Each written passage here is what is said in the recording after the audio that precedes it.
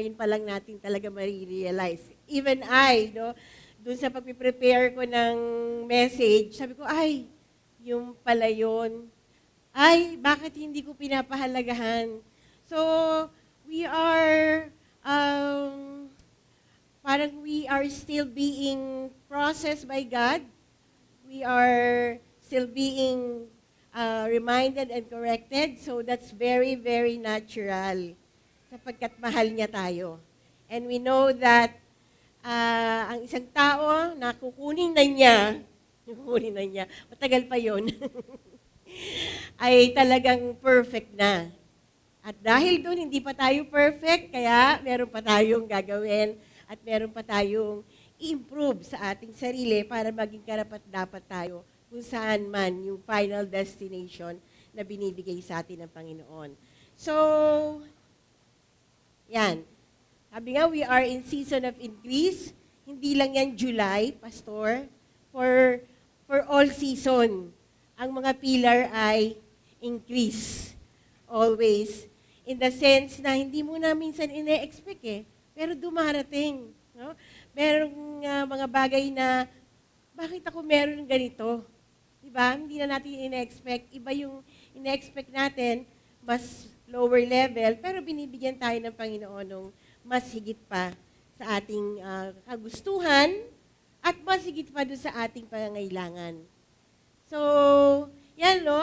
Dinefine natin yung increase as to become progressively greater as in size, no? Sa laki, amount, number, or intensity. No? Pag sinabing intensity, na-i-increase yung, like the ball, that sound already, yung, o kaya yung pag-apak mo sa gasolina, you increase the intensity, ang effect nun, mas mabilis kang tumatakbo.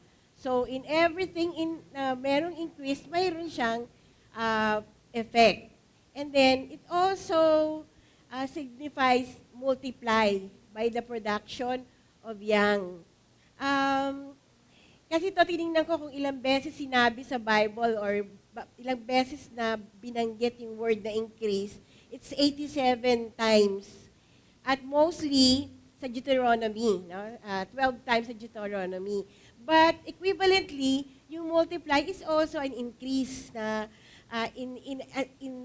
in a way na it's equivalent in its sense. It was mentioned 47 times. So, basically, pinapaalala sa atin ng Panginoon na dun tayo. Ang mode natin is in terms of increase. Now, yun nga yung first command, no, ng ating Panginoon.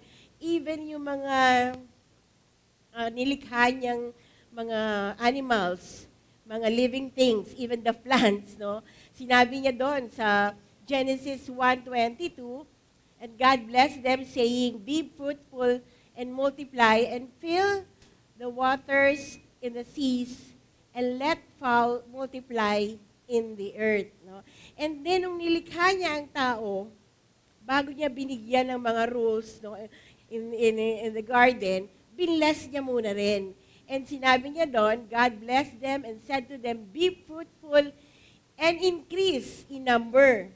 Fill the earth and subdue it, rule over the fish in the sea and the birds in the sky and over every living creature that moves on the ground. Bakit ko pinapaalala sa inyo to? Kasi whenever we feel down, whenever we feel na parang walang-wala ka na, diba? Remember, na God places you on earth to increase, no? Or to multiply. Yun yung isa niyang will sa atin, to increase and multiply. Yung word na auzano, it is a biblical word for increase. It means to grow, to increase, to enlarge, and refers to the growth of that which is alive naturally and spiritually.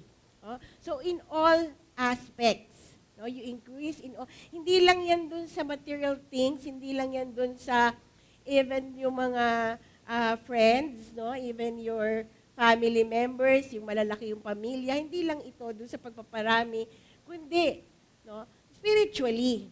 No? There is something na in action, alive, dynamic. And increase is in so much more that just noise, numbers, and nickels. Hindi lang doon, but it is something that has everything to do with the nature of God and His kingdom. When we think of ourselves as the one increasing, it's not really for you. No? Hindi talaga yan para sa iyo lang, but the thing is for God's nature, for His kingdom, for His glory. Yan. Kaya we have this 4 weeks for this season of increase as a topic. And we are now on week 2, which is on personal increase. That is developing wisdom and character. Ano yung naisip nyo dito? Doon sinasabi natin na we increase personally. Anyone? May verse ba kayong naisip? May verse ba kayong biglang pumasok sa isip ninyo dahil nagbabasa na tayo ng Bible? Di ba? Sino yung mga nagbabasa ng Bible? Every day. Bakit? Bakit napatungo ng gano'n si Brother Polly? Alam ko nagbabasa siya ng Bible, nalulungkot lang siya na may iba hindi. Di ba, brother? Na, biglang napatakip ng muka eh. Alam ko, nagbabasa ka ng Bible. Kahit nagpupukpuk ka ng martilyo dyan. No? Lahat na tayo, I suppose lahat na tayo ay talagang alam natin yung importance ng pagbabasa ng Bible. So, meron ba kayong naisip na verse nung sinasabi nating personal increase? Maliban syempre kay pastor. Baka sumagot eh. No? Yan. Okay. Sige, mga mahihiyain lang ang aking mga kapatid. Okay. Hindi nyo ba naalala yung 2 Corinthians? Ito, naalala natin to eh. For our personal development, di ba? Yung 2 Corinthians. 2 Corinthians 5:17. Ano sinasabi doon? Yun, tama si Sister Sally. Therefore, if anyone is in Christ, the new creation has come, the old has gone, the new is here. No? It's something on our personal development. Binabago tayo ng Panginoon. And isa pa na pwede nating naalala ko kasi to, 2 Corinthians 3:18, ang sabi doon, and we all, with unveiled face, beholding the glory of the Lord, are being transformed into the same image from glory to glory, just, nawala.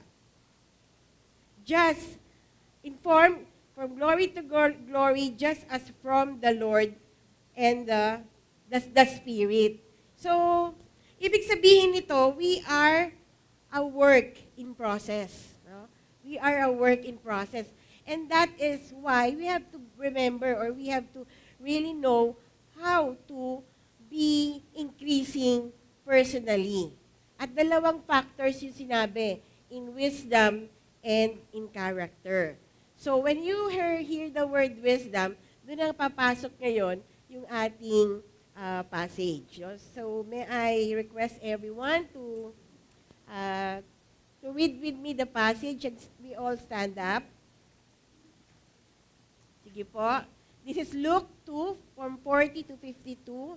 Sabi doon, sana po sabay-sabay tayong magbasa. When his parents saw him, they were astonished. His mother said to him, Son, why have you treated us? Na ano pala yun? Isa pa, no?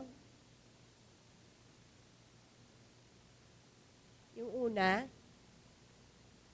yan. Ay, hindi. Ayan. Okay. Sige po, kaya pala ayaw nyo akong sabayan. Dahil may mali. Pero that's normal. Sige po, sabay-sabay tayo.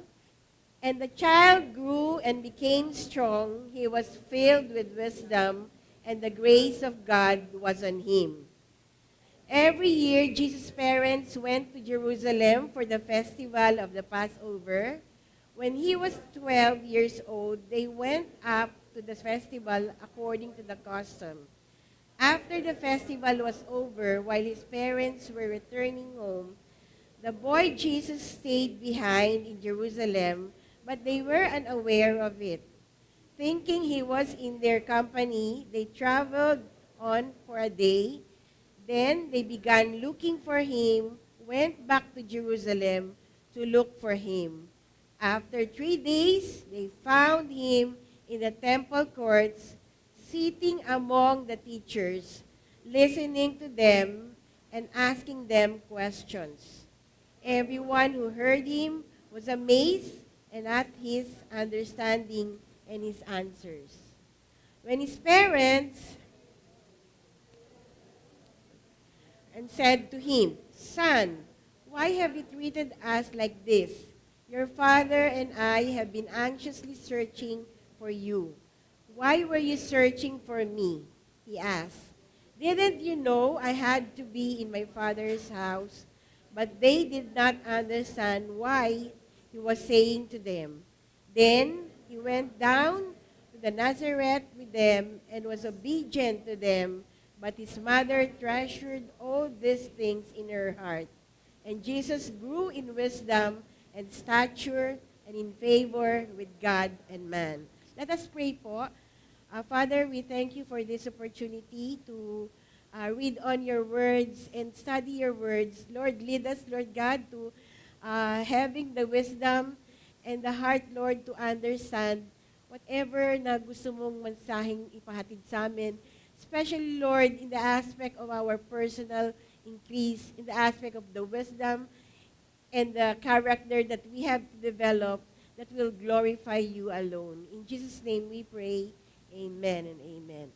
So, hindi natin, maaari na po tayo, hindi natin naisip actually, nung sinabing personal increase and character. Siguro hindi masyado nating naisip ito. Pero dito mismo, binigay sa atin yung example that we really have to be like Jesus, who grew in wisdom and stature and in favor with God and man.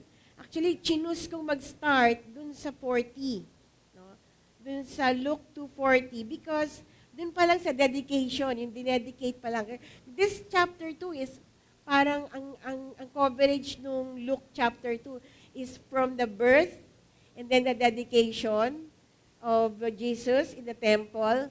And then, yun ng 12 years old na siya, na isinama na siya ng kanyang parents dun sa Jerusalem to celebrate the festival of Passover. Doon pa lang kasi sinabi na doon sa 40, no? Doon sa, pakibalik doon sa 40, sabi na doon, "And the child grew and became strong. He was filled with wisdom, and the grace of God was on him." Kaya nga, ang talagang hinihingi natin whenever we dedicate a child, no? Yung lalo na yung mga parents, we say to it that we dedicate, ang hinihingi natin for that child is wisdom. No? Katulad nga nung hiningi ni Solomon, rather than all the wealth on earth. No? Later, siguro by this time, alam natin bakit wisdom yung hiningi natin. So let us define kung ano ba yung wisdom that we are asking whenever we dedicate a child. At ito rin, no, yung sinabing wisdom, nung nawawala na si Jesus, pero nung nakita siya ng kanyang parents, ang observation or nasabi doon na he grew in wisdom and stature and in favor with God. What does it mean, no, that Jesus increased in wisdom and stature? Ano yung ibig sabihin no, na Jesus increased in wisdom and stature? Okay. First, Jesus' growth was not merely in knowledge, but in practical application. No? In terms of knowledge, we get it really from the books, right? No, pag sa school, what we get from the books is knowledge. No? Pero when we try to apply the theory, pag ina-apply na natin, yun na yung wisdom. So, hindi ka marunong sa math. Kasi alam mo mag-add, alam mo mag-multiply, alam mo kumuha ng square root. It's just, hindi mo siya mai-apply. In the same other ways, yung mga subjects, no? When you try to apply the theory, it's already wisdom. It's the practical application. So, in a way, yun yung reason bakit nagkatawang tao ang Panginoong Yesus. No? At pinakita niya sa atin na siya as a man, we're able to apply yung theory. So when we read the Bible, yun yung sinasabi dito, when we read the Bible, it's not reading na parang, ay, kontento na ako. Nakapagbasa na ako ng Matthew 1, chapter 1 up to 28. Okay na yung kay Pastor. No? Matutuwa na si Pastor Joe na nabasa ko na yon. Pero, ina-apply mo ba? Alam mo ba yung ibig sabihin no? When yung nandun yung Great Commission, nandun sa first book of the New Testament, yung Great Commission. So, wisdom in a biblical sense involves living in a way that honors God and aligns with His will. Right? So, you apply, pero naka-align ba yan dun sa gusto ng Panginoon para sa'yo? Naka-align ba yan dun sa mission or sa purpose mo in life? Kaya nga there is one philosopher na nagsabi, parang yung pinakamalaking kamalian sa mundo or sa buhay mo is yung nabubuhay ka nang hindi mo alam kung ano yung purpose mo.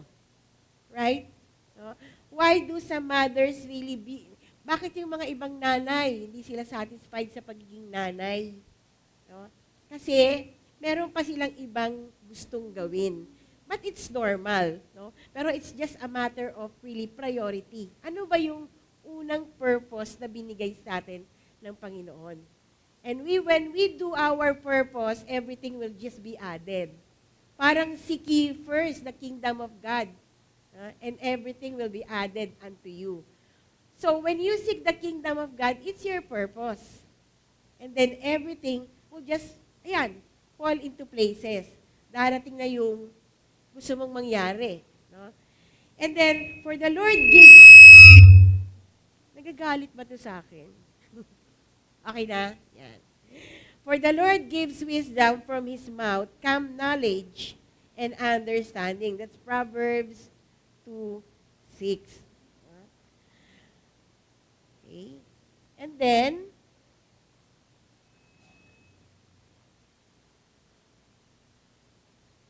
another one, sabi doon, Jesus, as He increased in wisdom, would have grown in His understanding of the Scriptures and His ability to discern God's will. Okay?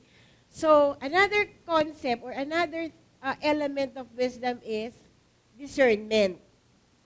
Anong ibig sabihin ng discernment? Ano sa Tagalog yung discernment? Hindi ko alam, kaya ako nagtatanong. Ha? Meron bang Tagalog yung discernment? Meron. Ano po yun? Sige nga po, baka maintindihan natin lalo pag tinagalog natin. Po? Pakiramdam. Yung kung ano yung nagpaparamdam. Kung ano yung nagpaparamdam sa'yo. No? That's parang you are able to discern. O, Tagalog ba yun? O, yung naiintindihan mo yung mga pangyayari, no? Na beyond what is sa harapan mo, meron kang ibang pangunawa na di-discern mo. Siguro, one very basic example, kung halimbawang yung isang taong galit, no? Kaya mo siya hindi babalikan ng galit, it's because alam mo kung bakit siya nagagalit. Na, parang nahuhulaan, no? Nahuhulaan mo based dun sa wisdom na binibigay sa'yo ng Panginoon. Siguro hindi hula kasi pag hula, hindi sigurado no? Tama na lang siguro yung nararamdaman mo.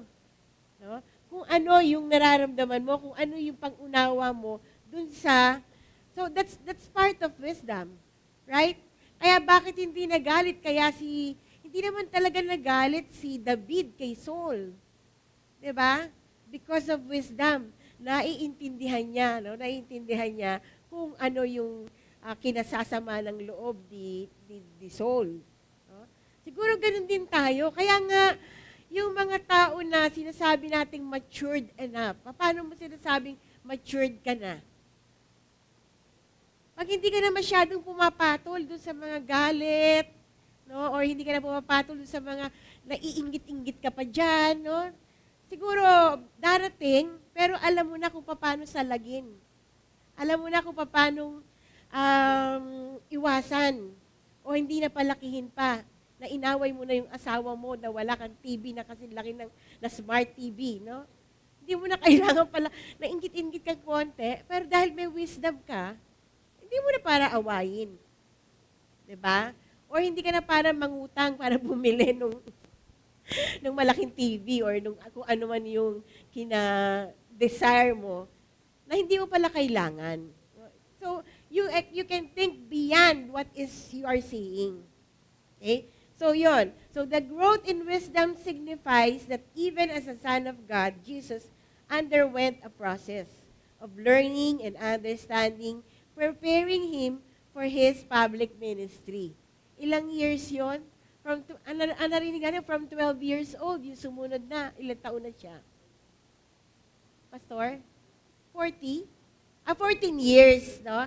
14 years kasi 32. Parang gano'n, no? 31 or 32 na siya natin nakita na nagbi-ministry. So with that 14 years, mga kapatid, he learned. He understood, no? Or he underwent the process. Diyos na kasi siya eh. Diyos na rin siya. Pero pinakita niya sa atin, it takes time. No? It may take time talaga. Pero ang importante, hindi ka bumibitaw dun sa pagkakatuto mo or dun sa pag-aaral mo. Bakit? Because you have something to do in the future. Kay Jesus, yun kanyang public ministry. Now, ano naman what does it mean that Jesus increased in stature? Ano ba yung stature? Statwa, alam ko. Statue. So, ito stature. Mga kapatid, pasensya na kayo, wala akong chocolate na dala. Kaya wala akong premyo. So, ayun yung stature. Sabi doon, it refers to Jesus' physical development. As he grew in stature, Jesus matured from a child into an adult. So, hindi na pwedeng nag-aaral ka, no? Hindi ka na umalis sa grade 1 kasi ganun ka pa rin kaliit. Okay? Minsan physical lang yon. Pero, yung buong katawan mo or yung physical structure, nade-develop siya. No?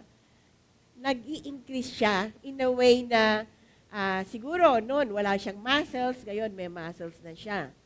Kaya pwede na natin yung mga ayaw nating pagbuhatin na anak noon, magbuhat sila ng yung tubig yung nilalagay sa dispenser, no? Parang ako noon, kala ko noon, hindi kaya ni Elijah eh. No? Pero kahit 3 pala, dumating na sa punto na siya na yung tagalagay, no? Or tagabuhat. Kasi meron siyang increase sa stature. So as he grew in stature, Jesus matured from child into an adult, experiencing the physical growth that comes with age. This aspect of his growth is crucial. Why? Because it highlights his full humanity. Tao kasi siya. Kaya nag-undergo siya dun sa process of being matured in terms of structures, in terms of stature. Ano yung trabaho niya ba? Ano yung profession niya? Carpintero siya, no? So, Brother Polly, mga kasing katawan mo kaya si Jesus Christ? Malamang, sabi ni Pastor, malamang, no? Kahit na payat, malakas yung katawan, no? Yan, 70 years old na yan. Pasensya ka na, favorite kita ngayon. Kasi may kailangan ako sa'yo, mamaya. hindi pa tapos eh. So 70 years old na pero ganyan pa rin siya kalakas. No? So kalahati halos ng lakas ni Jesus. So nung mga yon, alam nyo ba na, alam niyo talaga, na, kaya siya karpintero kasi darating yung panahon na magbubuhat siya ng napakabigat na krus. Krus na gawa sa kahoy. No? Bakit siya karpintero? Kasi alam niya yung sakit nung pinapako. No? Nung times na nagpapako siya ng kahoy, siya rin pala ay ipapako sa krus. No? Parang relate, 'di ba? Karpintero, at alam natin kung paano siya namatay. Pero ang pinaka-essence nun, na-develop siya na malakas ang katawan. Naisip ko kasi minsan, paano kung na-stroke si Jesus along the road? Dahil hindi niya kinaya yung, sa init, baka may heat stroke noon, kaya hindi niya kinayang, ano mangyayari, Pastor? Walang kaligtasan. Kung na-stroke si Jesus, nung time na binubuhat niya yung kahoy, yung krus, hindi naman kasi yun ang will ni Lord eh. No? Pero kinaya niyang buhatin yun. Napakalakas niya. Na parang sa pelikula lang natin makikita. Pero ito totoo. Totoong nabuhat niya at ilang kilometro niya rin na binuhat. Tapos pinako siya sa krus, nakatagal siya hanggang masabi niya yung 7 last words. Paano kung hindi na niya nasabi yung 7 last words? Hindi kumpleto yung Bible. So, ang daming ginawa ni Jesus para makumpleto yung ating kaligtasan. Because He was also prepared in terms of stature. Ang sabi dun sa Isaiah, that a prophecy of the Messiah, He grew up before like Him, a tender shoot, and like a root out of dry ground. No? Paano nabubuhay ang isang ugat doon sa dry ground? Hindi dinidilig. So sinasabi dito na marami siyang pinagdaanan. Marami siyang kahirapan na pinagdaanan para magpatuloy yung kanyang mission. Sabi doon, this growth in stature was necessary for Jesus to fully identify with humanity and fulfill His role as the Son of Man and Savior. Yun na yung ina-explain natin. Na contributory yung kanyang physical structure, yung kanyang strength, dun sa pag-fulfill ng kanyang mission. So,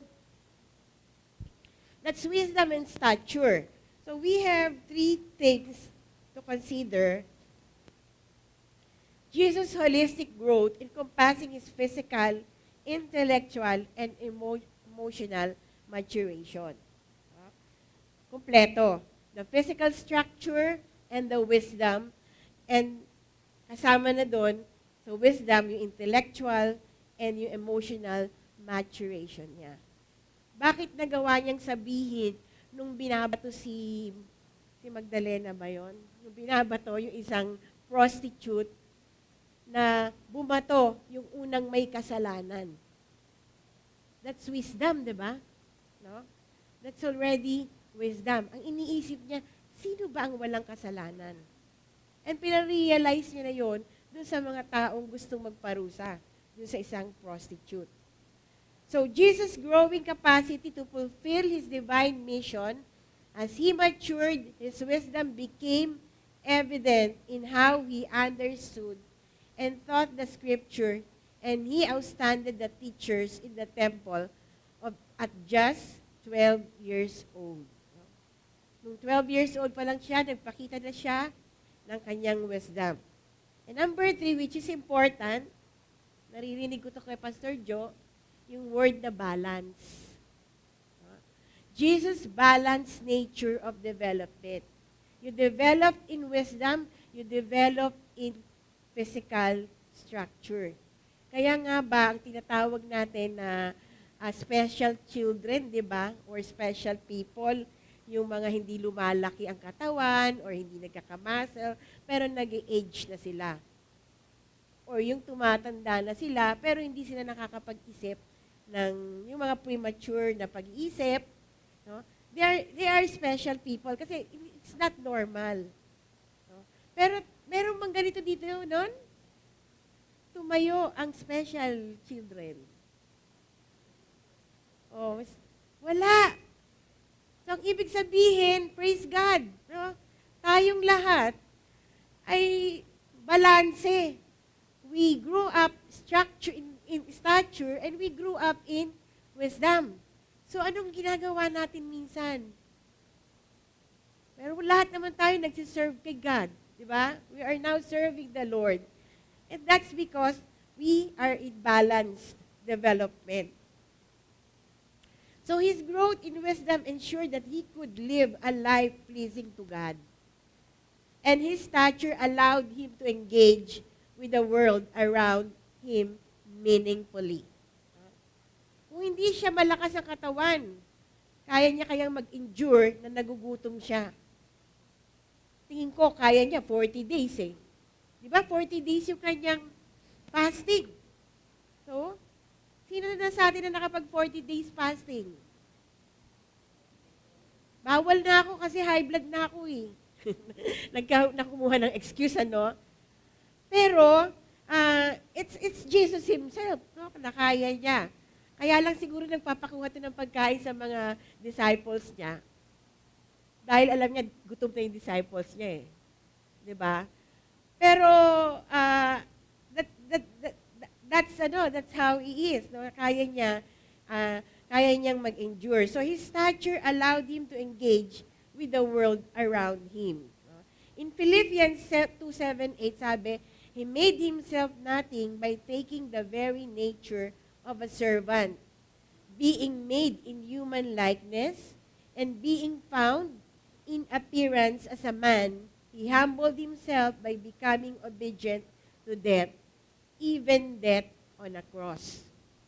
He can even choose na may mga, nakita nyo, na bossing siya eh. 'Di ba? Pero hindi niya ginawa yon.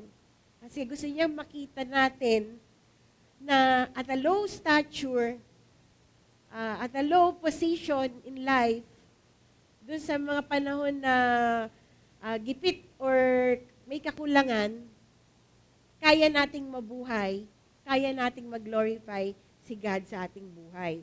So this balanced growth prepared Jesus for His divine mission on earth. And then, what does it mean that Jesus increased in favor with God and man? Ano naman ibig sabihin nung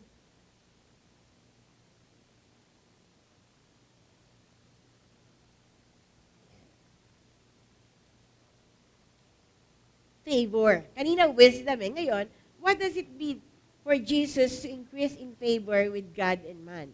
First, Jesus' increase in favor with God and man signifies what? His growing relationship with God and humanity. This relationship would be crucial in His ministry and His role as a Savior. When we develop in wisdom, when we develop in stature, hindi kumpleto yan. We have to get the favor of God. And how to get the favor of God? For us to have a relationship with Him as a Savior. Sabi ko nga, nung Sunday kay Pastor, kumpleto na yata yung message mo eh. Kasi what really matters is our relationship with God. And that is our spirituality. So, you only have favor, you only have favor with God when you have a relationship with Him. No? Yung mga tao na yumayaman, they are great in wealth, o kaya magaganda, they are great in fame. We do not call that favor. Kasi pagka wala silang relasyon sa Panginoon. Kasi that would not last. Matatapos din yun eh. Matatapos yung kasikatan, matatapos yung kayamanan, mauubos siya. And ano mangyayari sa taong yon kung wala siyang relasyon sa Panginoon. Hindi siya hindi niya makikita or hindi niya mafe-feel yung nafe-feel natin, di ba? Sino dito yung nakaka-feel pa rin ng joy kahit na walang pera? Hindi niya pababayaan ng Panginoon na wala kayong pera. No? Kasi palagi nating nafe-feel yung biyaya ng Panginoon in whatever circumstances we are. Amen? Okay. So man's growth will never be complete without his relationship with God to Christ the Savior. And only through this relationship can we gain God's favor. Kaya nga, di ba, we are sure that Jesus endured everything. Even yung kanyang baptism, di ba? Sa Jordan River, sinabi ng God the Father yon, this is the Son, this is my beloved Son. Doon na signify that He really have the favor of God. Now, another thing, dahil we speak of character, so I suppose clear na sa atin ang wisdom with stature, and the favor with God, we try to look into character. Ano naman yung character? Kasi gusto kong naghahalo-halo ang mga concept no? Pero totoo naman, magkakahalo sila. Nag-overlap sila. No? Tignan natin dito. Ano ba yung character?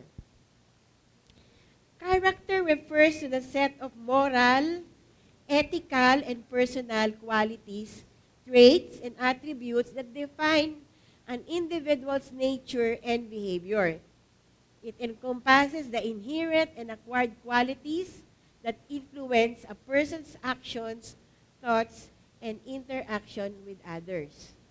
Character is often associated with virtues such as honesty, integrity, courage, kindness, humility, and perseverance, and reflect one's consistency, reliability, and sense of moral uprightness across different situation.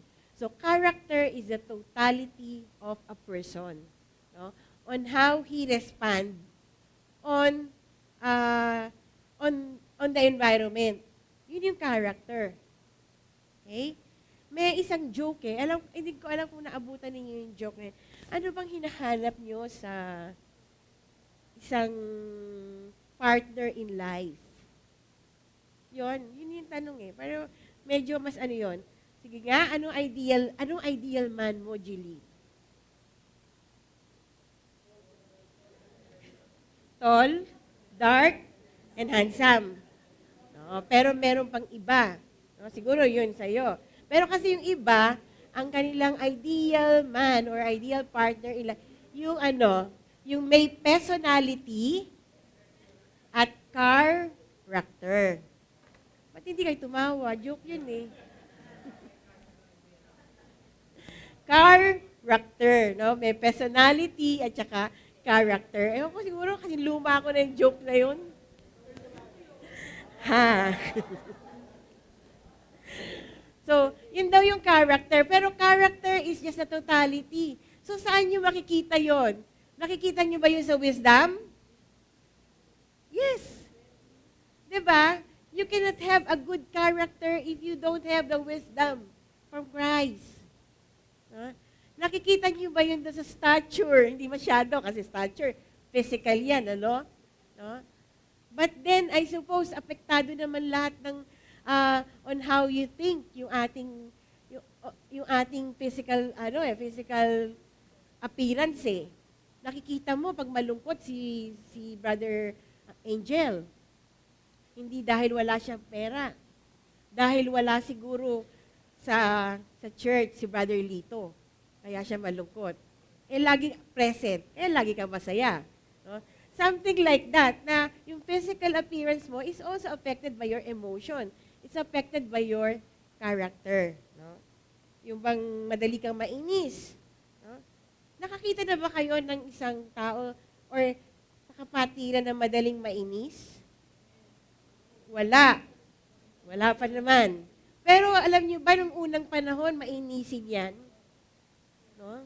Hindi mo lang yan mangitian, naiinis na yan. Pero ngayon, kakalabitin ka pa niya. Brad, hindi mo naman ako binabati kaya kita binati. So yun yung response, hindi ka nagtatampo. Dahil may wisdom ka at may good character ka.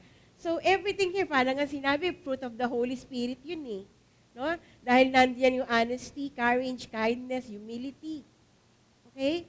So kapag Kristiyano ka, that you are molded in wisdom, then walang question yung character mo. No? You are of good character. Ito yung mga surrounding elements of a person's character. First, your core virtues. That's honesty, integrity, and kindness. Didefine ng integrity. Ano ba yung integrity?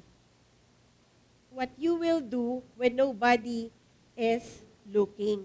Ano yung gagawin mo? No? Kung wala nang ibang nakatingin. Kapag ba na may katabi kang ganyan, matalino, first honor, nilaladlad pa yung papel niya para mangopya ka. Titingin ka ba? Makopya ka ba? Ba't wala sumasagot? Makopya ka ba? Hindi ka nakapag-review O, hindi na rin ako sasagot. Yun yung integrity. Diba? Pag binigyan ka ng tatay mo ng sobrang pera na pambili ng libro, sobra, hindi niya namamalayan, ibabalik mo ba? No, yun yung integrity, no? Or sa opisina, pag kailangan ng anak mo ng pentel pen, no? May pentel pen dun na supply, kukuha ka ba? Hihiram lang, balik na lang bukas. Ganun. So that's integrity, that's your core virtues. Behavior, consistent action, decision-making, habits. Yung, siguro ito yung pwede mong, dumarating ka ba sa oras? Aray. Bigla ko napating yung Brother Elmer. Kasi yan ang nagpapaalala sa amin na late na tayo sa church. No? Yun yung behavior, yung consistent actions, practices, habits, values, yung personal beliefs and principles. Do you value your faith? Do you value your family? Moral compass, yung sense of right and wrong. Alam mo yung tama at mali. Personal traits, your perseverance, your humility, your courage. Relationships, trustworthy, respectful. Are you faithful with your partner? Are you loyal with your friends? Sinasabi mo ba sa kanya ng harapan yung mga mali niya? Or maririnig niya pa yun sa iba? Life experiences. How past experience shape character? So, if you are given opportunity to have the experience, go lang. Wag kang matakot kasi that will teach you. The best teachers in life, yung iyong experiences. And then self-awareness, understanding oneself or growth. Yung mga sa atin, mga kababaihan, mga hot flashes natin, no? Na naiintindihan naman ng ating mga partners. No? O yung mga anak natin na they are mga teenagers, no? They are somewhat, meron silang mga peer, yung mga troubles sila or yung mga insecurities, no? with their peers. Tayo mismo as parents should handle that because we understand. Reputation. How others perceive one's character. Gusto mo ba masaya yung iba na ginagawa mo kahit mali? Are you aware or conscious ka ba sa iisipin ng iba? And then, challenges and resilience. Ability to withstand adversity. Yung resilience, diniscuss ito, ang mga Pilipino daw ay very resilient. Ano bang ibig sabihin ng resilient? Yung halimbawa bagyo, no? Nakakabalik tayo. Ang mga Pilipino, ganon.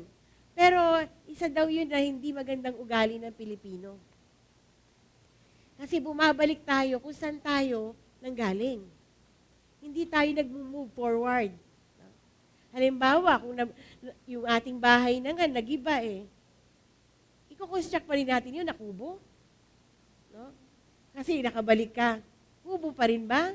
Kahoy pa rin ba ang gusto mong i-construct doon sa bahay mo? Yun ay nagigiba ng bagyo. Siguro yung resilience na mag-move forward ka. Mag-iipon ka para sa bahay na gawa sa bato. Para safe yung mga anak mo. In a way, these are all things naman na napapag-aralan natin, I suppose, with our engagement dun sa ating pagiging Kristiyano. Napapag-aralan natin siya sa binabasa na nating Bible, sa mga pakikitungo natin. We are learning from our church also, from our friends. No? So, ito yung mga character traits. I suppose lahat naman yan ay positive, creative, compassionate, yung may puso ka para sa mga mahirap, patient, courageous, flexible. Nag-a-adjust ka. No? Hindi ka mabigat kasama. Halimbawa, may outing. Nakalimutan ng kalan doon sa outing. Unang-una kang magdadabog. No? Unang-una kang maninisi. Ayun, ikaw kasi. Iwan mo kasi ate. Kalimutan mo eh. No? So you have to be flexible. No? And then honest, humble, honorable, or that is integrity, loyal, conscientious, persistent. No? Yung pinipilit mong mangyari ang isang bagay na maganda or nagpupursigi ka, resilient, disciplined, ambitious. Itong ambitious, kaya ako hinuli, kasi minsan, nagkakamali tayo rito. Nagiging negative. Mahirap minsan maging ambisyoso kung hindi mo naman talaga alam yung kakayanan mo or yung purpose mo or wala kang persistence or wala kang patience. So all of these things are just contributory. No? Nag-overlap sila and this will all be positive if we have that relationship with God. Itutuwid niya tayo. We are work in progress. Kaya, Pastor, allow me to share ulit ito. Develop one's character that honors God. Wala pala dyan. Ito pala. Ito rin yung binigay ni Pastor sa atin. How to develop one's character that honors God. Yan. Inano mo pala yan, meron pala siyang effects.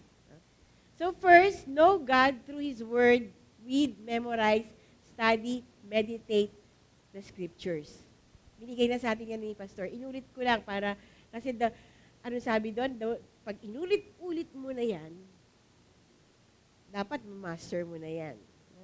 Pero tayo, alam na natin to. This is just a reminder. And then, number 2 is prayer and practicing His presence. Alam natin that God is with us. Right? God is with us. And we call upon Him.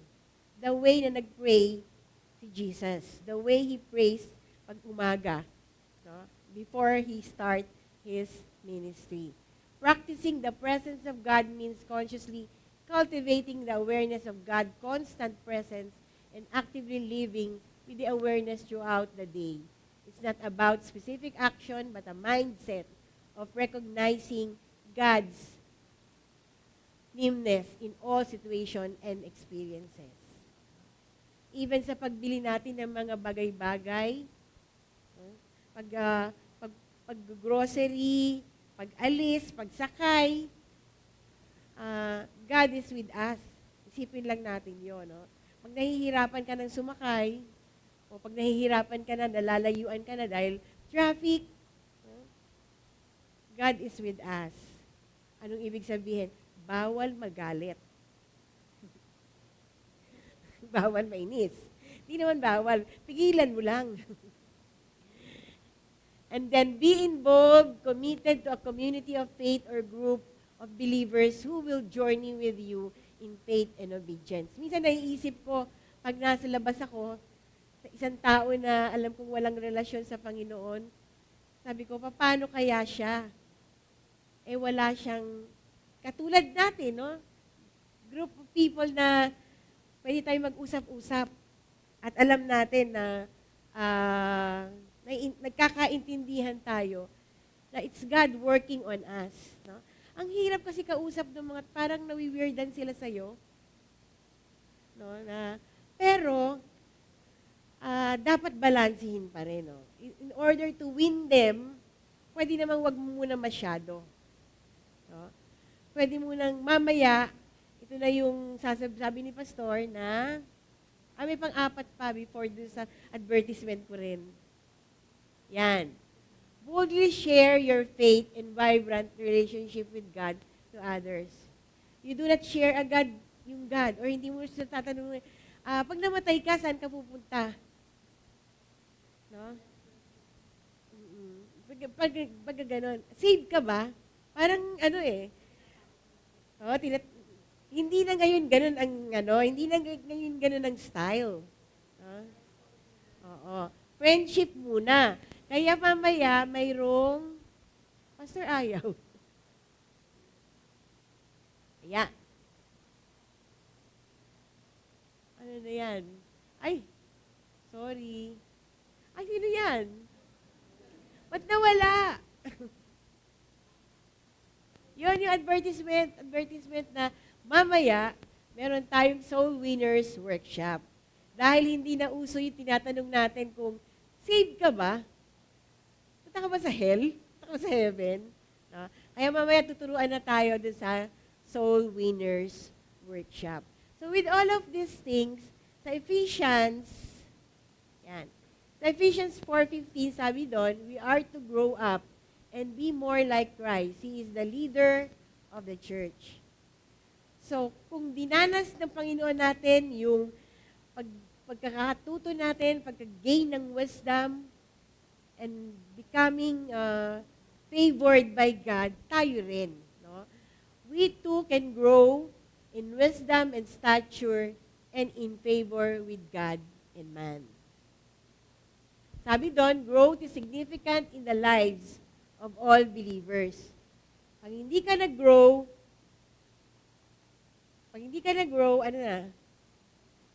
abnormal tayo. No? So, just as Jesus grew in wisdom and stature, Christians are called to grow in understanding God's word and spiritual maturity. This growth involves cultivating a deep relationship with God, gaining wisdom through His word, and maturing to live as redeemed people. So, the sketch of Jesus' human development, yun yung kanyang model. No? Yung Jesus giving us the model of human development serves as a model for all His followers. Sino yung followers of Christ? Tayo. No? Tayo yon. Kaya we just have to follow kung paano siya nag-grow, kung paano siya namuhay, kung paano siya nag-serve. No? Wala naman siguro siyang hahayaang mapako sa krus.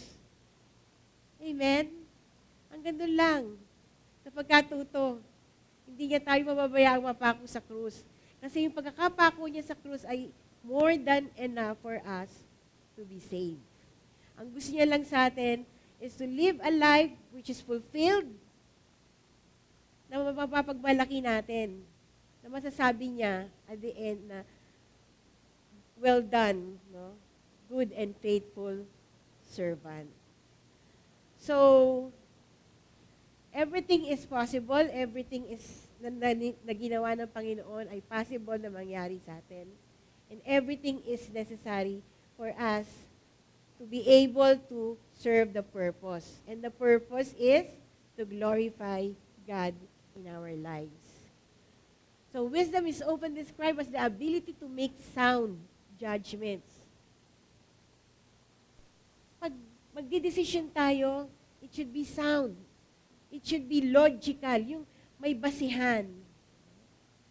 Lalong-lalo na, it should be based on our faith with God.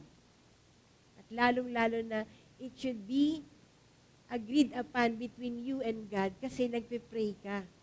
Kasi kinakausap mo si Lord kasi may presensya siya sa buhay mo.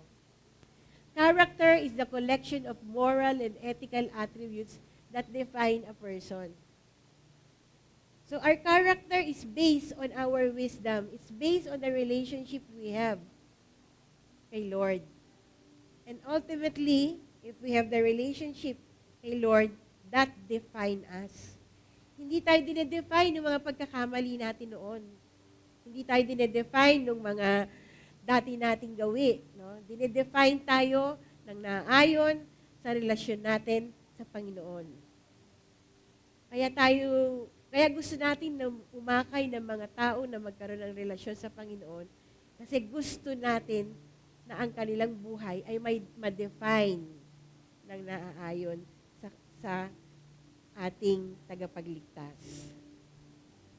Character and wisdom centered in God's word leads to God's favor that brings joy and lasts forever. It will last forever because it's based on God. Alam natin na when we have Jesus in our hearts, when we have God as present in our lives, lahat po ng nangyayari ay may dahilan. And it's towards the best for our lives, for our journey. Tumayo po tayo lahat.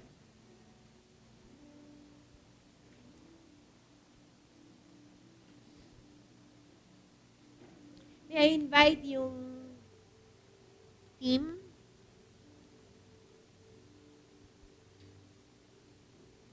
Let's sing the last song.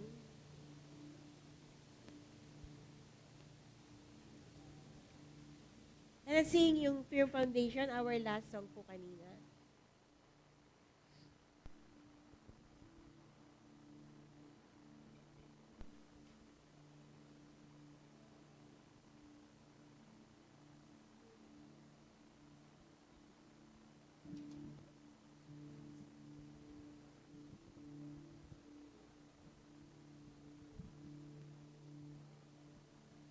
Christ is my firm foundation,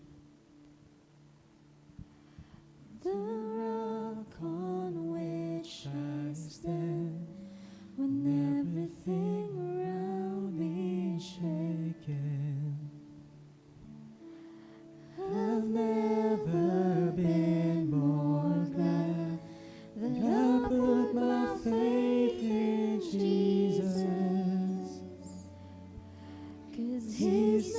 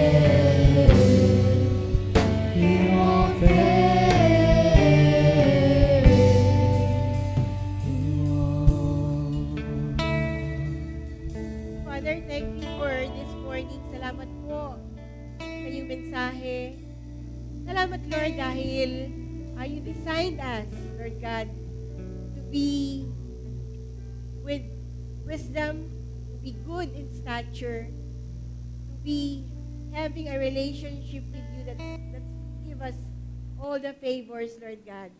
Alam po namin, Panginoon, na ang buhay po namin ay inilaan mo na upang magtagumpay.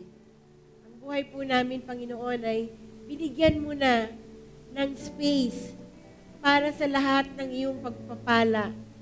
Thank you, God, for all the blessings. Thank you, God, for all the favors. Thank you, God, for the relationship we have with you. Thank you, God, na present ka sa aming buhay. Ang lahat po ng nangyayari sa aming buhay because you allowed it, Lord God. And you only allowed things, Lord God, which are best for us. Salamat, Lord God. Kami po ay sigurado na. Sigurado na po na ang buhay namin ay magtatagumpay at sigurado po na maglalas po, Panginoon, ang relasyon namin sa iyo until that time na kunin mo po kami. Salamat, Panginoon, and we cannot ask for more. Kung may naranasan man kami, Lord, na pagkukulang, may naranasan, it's part of life, Lord God, pero hindi mo kami pababayaan. Manatili sa lugar na kami po ay malungkot, bibigyan mo po kami ng kasiyahan, Panginoon, at kasiyahang naglalas, kasiyahang hindi namin may explain. Salamat, Lord God, for the peace that you're providing in our heart, whatever happens. We know, Lord God, na you are asking us to pray. Pray for our country, pray for our family, pray for our church, and especially pray for those people na wala pong relasyon sa iyo. We are agent, Lord God, of your goodness. We are agent, Lord God, of your blessing. Salamat, Lord God, for giving us the blessing that for us to be channel of blessings. Thank you, Lord. Salamat sa pamilyang ito, sa pamilya ng Pilar family, Lord God. At salamat, Lord God, sa kanya-kanya naming pamilya. We honor you, we glorify your name, at patuloy kang mamuhay sa aming buhay, Lord God, sa aming puso, Panginoon. Holy Spirit, be with us. Holy Spirit, guide us, Lord God. Holy Spirit, we adore you and we praise you as much as we adore the Father and we praise the Father. In Jesus' name we pray. Amen and amen.